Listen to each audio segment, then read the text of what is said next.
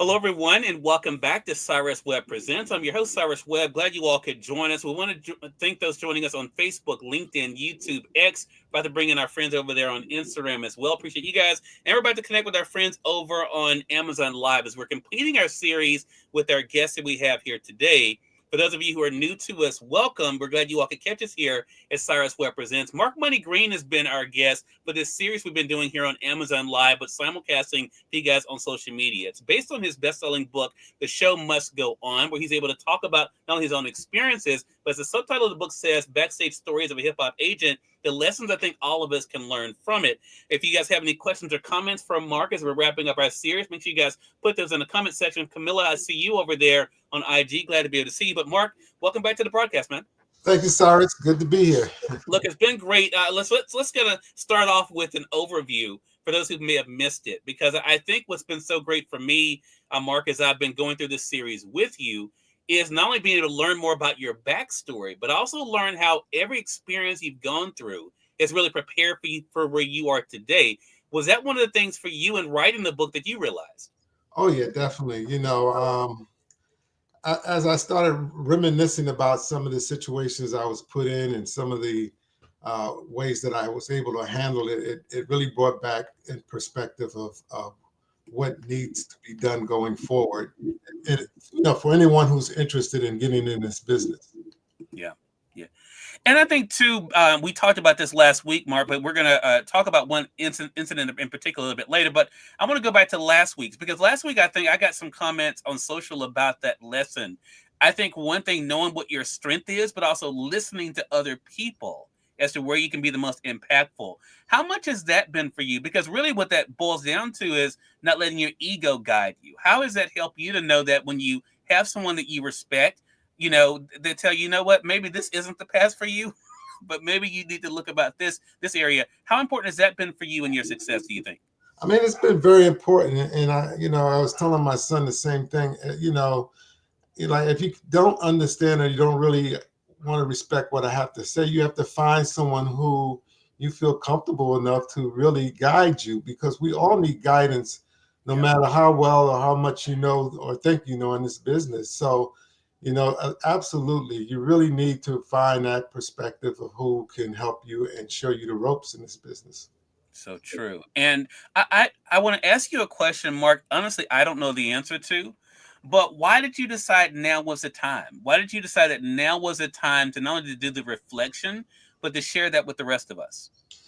Cyrus, as I look back over my career and I was just kind of looking. I said, a lot of people don't know what I've done in this business. A Mhm. lot of times I've always been said, "Oh, he's a promoter. He's this. He's that," and they didn't really know the impact that I had in this business, or even to know that I've been in it for so long. Yeah. And I wanted to tell my story, towards the end of my career. I wanted to share and hopefully influence and possibly impact a person's idea about this business and how to kind of maneuver through the whole process of what is needed to make it in this business. So, writing the book was something that it was not only therapeutic for me, but it was just, I felt like I wanted to give back to the Mhm. business. Yeah, love that. Love that. The title of the book in itself to me has a couple of different meanings, Mark. The show must go on. We know, of course, when we are dealing with performances or things like what we're doing here with this broadcast on Amazon, things may come up, but we know we keep moving forward. But also just in life lessons. Talk to us about what for you, as you kind of reflected on your career in music, but also just in life, how the show must go on speaks to you today. I mean, it speaks to me because, regardless of all the trials, tribulations, or things, that you might encounter, you have to stay focused on your goal. You have to stay, focused with your passion of what you want to do, where you want to go. And you can't allow the obstacles to kind of deflect from where you want to, what you want to do, So in essence, no matter what happens, the show still goes on with you or without you. So Yeah. you have to make sure that you stay focused and that you concentrate on where you want to be at the end. Yeah, so true. And I think too, what we're going to talk about today, one of the big lessons I had made a note of that we're going to talk about is in your book, Mark, and the chapter is chapter 22. It's entitled Mhm. Midnight Hour. There we were able to learn. There's three things that I took away from this chapter, and just to Sure. kind of allow our audience to kind of get a feel of this. For one, you wanted to be able to do something, so you want to be able to start this production team. You reach out to your friend DJ Crush. There's that aspect of it, but also, of course, you were in the business of, not only getting things done, but networking was a big part of this. I want to focus on the networking part first. I think it leads back to Crush.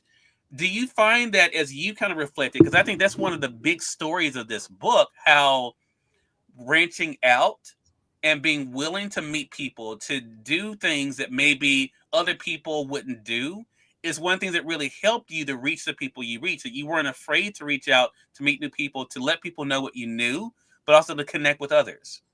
Yeah, in the chapter where we talk about Crush, just to give the people a little insight, Mhm. there was a point where I had this record and I knew I had a hit, and I went to the company and they didn't see or listen to me because I don't know whether I was there. They just didn't feel I had the knowledge. So what I did was I brought my partner in and I told him everything to say and what to do. And when he finished with them, not only did they sign the project, but they wanted to hire him. Mhm. And then there was the other situation that we talked about, where I'm sitting here with the big wig from Chrysalis Records, not really knowing who he was. Yeah. And he started asking me questions, and I just delivered to him my passion and told him Mhm. everything that I felt that I knew about Black music. And at the end, he wanted to hire me to run the company. Yeah. However, there was a little setback there because at that time my boss didn't want me to leave, so he threw a monkey wrench in there and he told him I wasn't ready, Mhm. and it really hurt me. And it made me stop to think that what, I have to keep moving. I can't stay here. I got to find my way out of here. Yeah. So again, the show must go on no matter what happens. Mhm. You have to find that way out. You got to find that way to the next level. And that's what I did.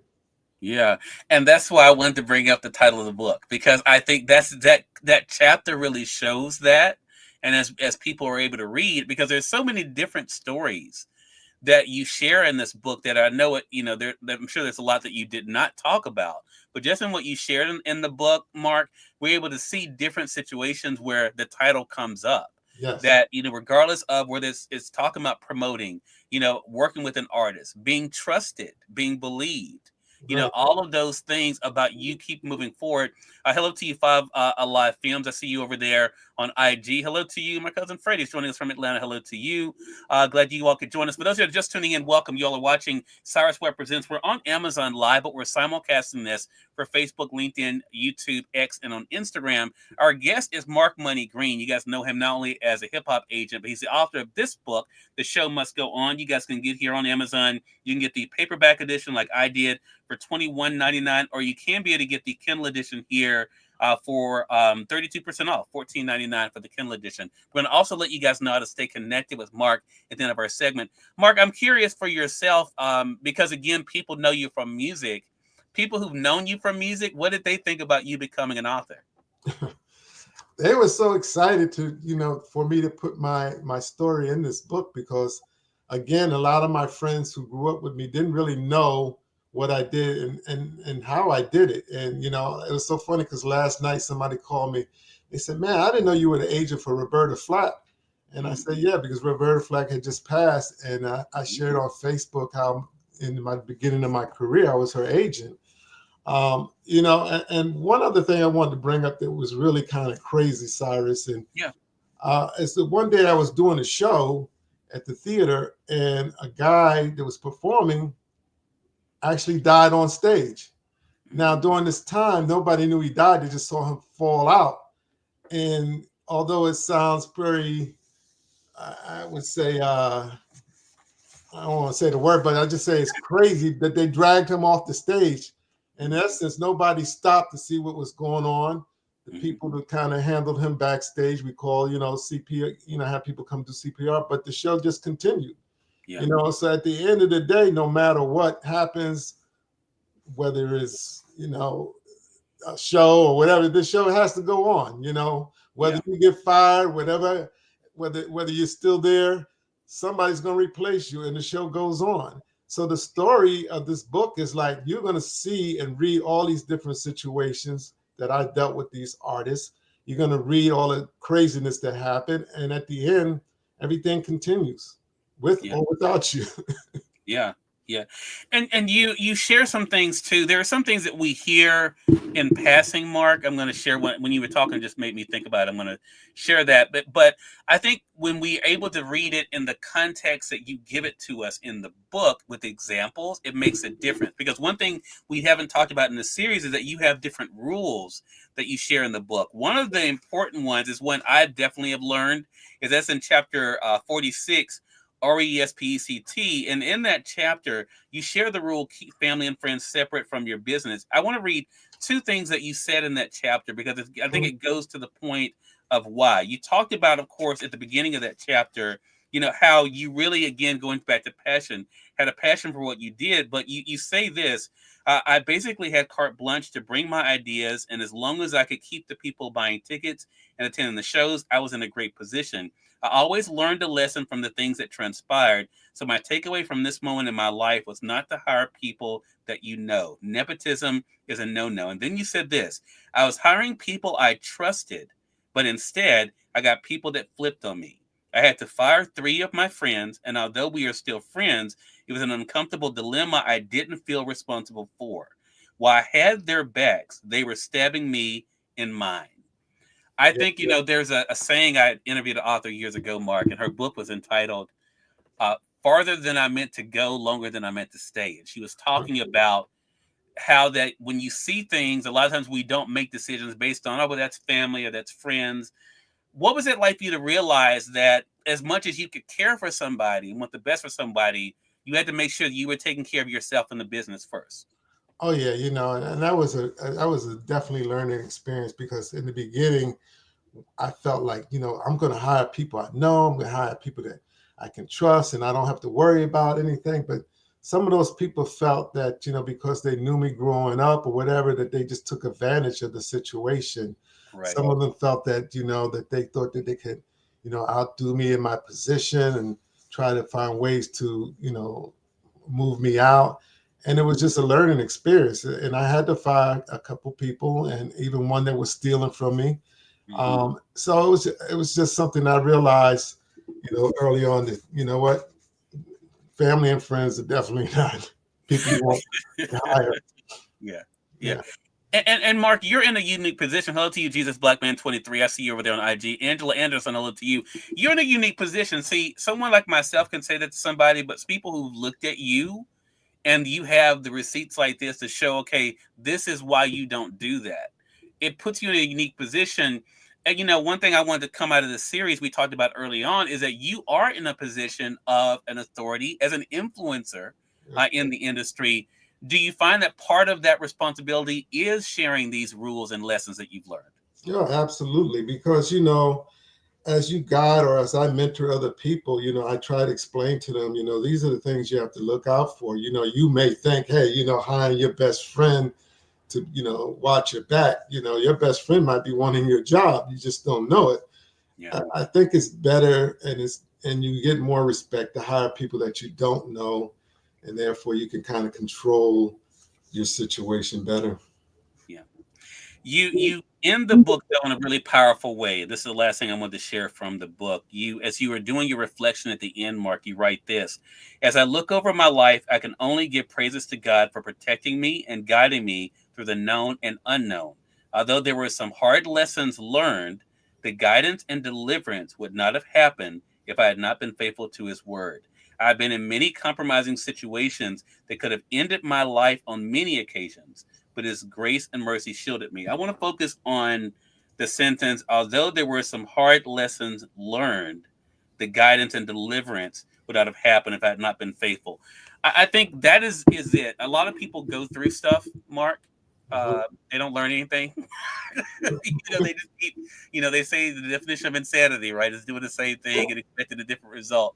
But do you think that that's one of the big takeaways from this book? I, as a reader, felt it that you were able to learn as you hit your highs, learn as you hit the lows, but that you were able to keep moving forward. Is that one of the things you hope people think about when they kind of think about their own lives? Absolutely. My book starts talking about God and it ends talking about God because, during my time in this business, of course, I strayed away.